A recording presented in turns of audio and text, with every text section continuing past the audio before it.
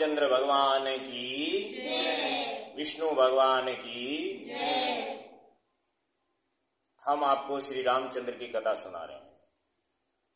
पूरी कथा संपूर्ण एपिसोड में आपको सुनाई जाएगी। प्रतिदिन हम आपको सुनाते हैं। आज हम इसके शुरुआती बात बताते हैं कि रामचंद्र की जो रामायण कथा है, जो हम टीवी में देखते हैं, उसके अलावा भी बहुत सारी बातें हैं, वो भी हम आपको बताएंगे। तो सबसे शुरुआत में हम आपको बताएं कि कोई भी कार्य शुरू करने से पहले गजानंद की स्तुति होती है। तो हम श्री राम कथा शुरू कर रहे हैं, जो कि 100-200 एपिसोड में पूरी होगी, परंतु प्रतिदिन एक एक बात आपको बताई जाएगी। इससे पहले हम गजानंद से आह्वान करते हैं कि हमारी कथा सुचारू रूप से, सम्यक रूप से चले और ज़्यादा से ज़्यादा लोग इसको सुने। हाथ जोड़ के ओम पर्णम्य शिरसा देवं गौरी पुत्र विनायकं भक्तवत्सं स्मरे नित्यं आयुष्कामार्थसिद्धये। बोलो श्री रामचंद्र भगवान की।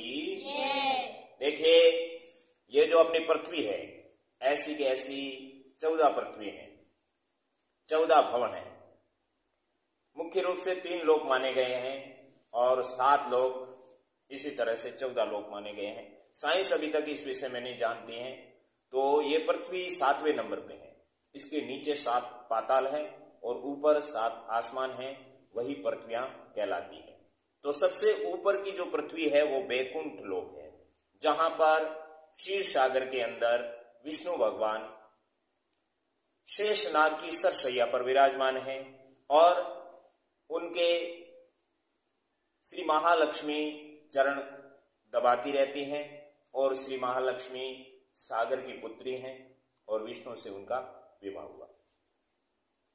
अब विष्णु के बैकुंठ धाम के जो द्वारपाल है, उन्हें पार्षद कहते हैं। उनका नाम था जय और विजय। जय और विजय बैकुंठ लोक में कुछ अनुशासनहीनता करते हैं, इसलिए भगवान विष्णु उन्हें श्राप देते हैं कि आप या तो 9 जन्म हमारी भक्ति करो या फिर 3 जन्म हमसे युद्ध करो, और वो भी पृथ्वी लोक में। पृथ्वी लोक को मृत्यु लोक भी कहते हैं। इस तरह से जय और विजय ने 3 जन्म उनसे युद्ध करने के लिए स्वीकारा। जय और विजय का जन्म पृथ्वी पर हिरण्याकुश और हिरण्याकश्यप के रूप में हुआ और भगवान विष्णु से युद्ध किया। इसके बाद में उनका जन्म रावण और कुंभकर्ण के रूप में हुआ। किसके रूप में हुआ? रावण और कुंभकर्ण के रूप में। तो यही अपने रामायण का विषय है। इसके बाद में कंस और जरासंध के रूप में हुआ। रावण और कुंभकर्ण के रूप में हुआ तब विष्णु के अवतार श्री राम ने उनसे युद्ध किया, और कंस और जरासंध के रूप में हुआ उस समय श्री कृष्ण ने विष्णु के अवतार के रूप में उनसे युद्ध किया। हम आपको राम कथा सुनाते हैं, इसीलिए जय और विजय ने रावण और कुंभकर्ण के रूप में जन्म लिया। हजारों वर्षों की आयु के बाद में जब उन दोनों ने यहाँ पर अत्याचार शुरू किया, तब भगवान विष्णु ने और माता लक्ष्मी ने बैकुंठ लोक में बैठे बैठे पृथ्वी पर अपने रामावतार के विषय में चर्चा शुरू की। लक्ष्मी और विष्णु बैकुंठ में बैठे बैठे बात करते हैं। विष्णु कहते हैं कि अब हमें पृथ्वी पर जन्म लेकर के रावण को संहार करने का और कुंभकर्ण को संहार करने का कार्य करना चाहिए। तब राम और माता सीता के रूप में लक्ष्मी और विष्णु राम के रूप में, और जो शेषनाग है वो भी विष्णु के परम भक्त है, इसलिए शेषनाग के रूप में लक्ष्मण ने अवतार लिया। और जो विष्णु भगवान के पास में शंख और सुदर्शन चक्र है, उन शंख और सुदर्शन चक्र के रूप में, यानी शंख और सुदर्शन चक्र ने भी अवतार लिया, वो थे भरत और शत्रुघ्न। क्या ये बातें आप विस्तार से जान सकते हो? इस तरह से हर बातें आपको विस्तार से रामायण के विषय में एक एक बातें बताई जाएगी। आपको ध्यानपूर्वक क्या करना है? सुनना है। तो अब पृथ्वी लोक पे सबसे पहले माता सीता का अवतार होता है। वो कहां होता है? रावण ने अपने पाप कुंभ के अंदर जो है रक्त को बंद करके और भारत खंड में यानी भारत की धरती पर उसे दफना दिया। उसकी वजह से यहां पर बरसात नहीं हो रही थी। तो राजा जनक विदेह के राजा थे। उनके पुरोहितों ने उन्हें बताया कि जब आप खुद हल चलाएंगे तो यहां पर वर्षा होगी और उसके कारण लोग जो है अन्न पैदा कर सकेंगे और जी सकेंगे, वरना इसी तरह से अकाल पड़ते रहेंगे तो लोग मर जाएंगे। तो राजा जनक ऋषि भी थे और भगवान के शिव के बड़े भक्त थे, क्योंकि जो देवासुर संग्राम हुआ था देवों और असुरों के बीच में, उस समय भगवान शिव ने जो असुरों से युद्ध किया था उसका जो धनुष था, वो धनुष उस समय परशुराम को दिया गया और परशुराम ने किसको दिया? राजा जनक को। राजा जनक को दिया और राजा जनक अपने पास में उनकी पूजा अर्चना करते थे। और जब वो पुरोहितों के कहने से खेत में हल चलाने के लिए गए तो हल चलाते हुए जो घड़ा रावण ने दफनाया था वो उस हल की सीत यानी कि नुकीले भाग से टूट के बाहर आ गया और उस घड़े में एक कन्या थी। उस कन्या का जन्म हुआ पृथ्वी से। पृथ्वी उसकी माता थी और उस कन्या का नाम क्या था? सीता। सीता नाम इसलिए पड़ा क्योंकि वो हल की सीत से जिसका जन्म हुआ उसका नाम सीता। अब सीता का पालन पोषण राजा जनक के वहां पर होता है। उसके बाद में बात करें श्री राम जी के जन्म की, तो श्री राम जी का जो जन्म हुआ वो अयोध्या के राजा रघुकुल वंशीय, इक्ष्वाकु वंशीय, सूर्य वंशीय यानी कि सबसे पहले सूर्य वंश, और उसमें एक बहुत महान राजा हुए थे इक्ष्वाकु, और उनके कुल में राजा हुए थे रघु। रघु के बाद में कई प्रतापी राजा हुए थे। राजा भगीरथ जिन्होंने गंगा लाए थे, राजा दिलीप, राजा अंशुमान, कई राजा हुए थे राजा रघु के बाद में। तो रघु की भी एक विचित्र कहानी है। रघु बहुत सबसे प्रतापी राजा था, इसलिए उनके कुल का नाम पड़ गया रघुकुल। लेकिन वंश कौन था? सूर्यवंश। सूर्यवंश और रघुकुल में राजा हुए थे दशरथ। दशरथ के सर्वप्रथम विवाह हुआ था और उसका नाम था कौशल्या। जब कौशल्या के कोई संतान नहीं हुई तो राजा ने दूसरा विवाह कर लिया और उस महारानी का नाम था सुमित्रा। और सुमित्रा के जब कोई संतान नहीं हुई तो उन्होंने एक और रानी से विवाह किया और उसका नाम था कैकई। इस तरह से राजा दशरथ ने 3 विवाह कर लिए, परंतु उनके कोई संतान नहीं थी। इसलिए वो अपने गुरु वशिष्ठ के पास गए। वशिष्ठ ने उन्हें अभिमंत्रित खीर प्रदान की। खीर अपनी पत्नी को पिलाने के लिए यानी महारानियों को पिलाने के लिए कहा।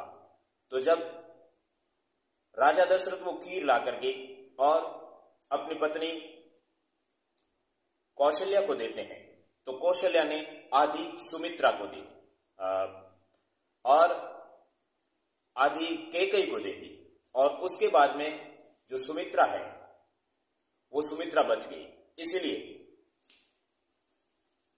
जो कौशल्या के पास थी उस आधी खीर को सुमित्रा को दे दिया और जो कैकई थी उसके पास जो आधी खीर थी वो भी सुमित्रा को दे दी। यानी सुमित्रा को 2 हिस्से मिले और कैकई और कौशल्या को एक हिस्सा मिला। इस तरह से तीनों रानियों को 4 हिस्से मिले। समयानुसार सबसे पहले कौशल्या के श्री रामचंद्र भगवान का जन्म हुआ और उसके बाद में कैकई के भरत का जन्म हुआ और उसके बाद में सुमित्रा के 2 पुत्रों का जन्म हुआ जो लक्ष्मण और शत्रुघ्न सुमित्रा के बेटे हैं। इस तरह से इन चारों भाइयों का जन्म हुआ और ये चारों भाई अयोध्या में बड़े होते हैं, उधर सीता बड़ी होती हैं, उधर लंका में रावण हजारों वर्षों से अत्याचार कर रहा है। इस तरह से इनका जो है रामावतार होता है, राम का परिपूर्ण अवतार होता है। राम में 12 कलाएं थी। अब रामायण जो लिखी गई उसके विषय में बता दें कि रामायण तो आदिकाल से चली आ रही है। इन 4 युग के अंदर जो ये रामायण लिखी गई है, ये सर्वप्रथम वाल्मीकि द्वारा लिखी गई है। इन 4 युगों से पहले जो 4 युग थे उस समय भी रामायण थी, और इससे पहले हजारों युगों पहले भी रामायण थी और आगे भी रहेगी। ये राम कथा अमर है। इन 4 युगों में 4 युग सतयुग, त्रेता युग, द्वापर युग और कलयुग। सतयुग 17,28,000 वर्ष का है, द्वापर युग 12,96,000 वर्ष का है त्रेता युग, और द्वापर युग है 8,64,000 वर्ष का, और कलयुग है 4,32,000 वर्ष का। अभी कलयुग चल रहा है। कलयुग के केवल 5,000 वर्ष और कुछ वर्ष और बीते हैं। अभी 4,28,000 वर्ष बाकी पड़े हैं। इस तरह से ये कलयुग का अंत होगा तो सतयुग फिर से शुरू हो जाएगा। फिर उन 4 युगों में फिर से रामायण का आविर्भाव होगा। इस तरह से ये रामायण चलती रहेगी। तो राम कथा का क्या फल है, कब कब लिखी गई, कैसे लिखी गई, इस विषय में चर्चा की जाएगी। और अगले वीडियो में आपको बताया जाएगा कि ये जो राम कथा है इसके आगे क्या हुआ। यानी राम का जन्म हो गया, सीता का जन्म हो गया, और रावण कुंभकर्ण का किस तरह से जन्म हुआ ये भी बताया जाएगा, क्योंकि वो तो हजारों वर्षों से वहां पर अत्याचार कर रहे हैं और भगवान विष्णु से युद्ध करने के लिए तैयार हैं। लेकिन भगवान विष्णु का अब राम के रूप में अवतार हुआ है। कथा बहुत ही रोचक और बहुत ही आनंदमयी और बहुत ही करुणाजनक है। समय समय पर रोना आता है, ऐसी दुख भरी रामायण कथा है। परंतु राम की कथा सुनने वाले को क्या प्रतिफल मिलता है।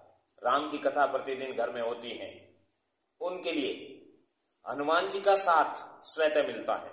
हनुमान जी की पूजा अर्चना करने की भी आवश्यकता नहीं है जहां पर राम की कथा चलती है, क्योंकि राम का एक भी शब्द जहां पर गूंजता है वहां पर हनुमान जी अपने हाथ जोड़े हुए खड़े रहते हैं राम के शब्द सुनने के लिए। और जो भी राम कथा सुनते या सुनाते हैं उनकी सहायता करने के लिए तैयार रहते हैं। बोलो श्री रामचंद्र भगवान की जय, पवन सुत हनुमान की जय। जय श्री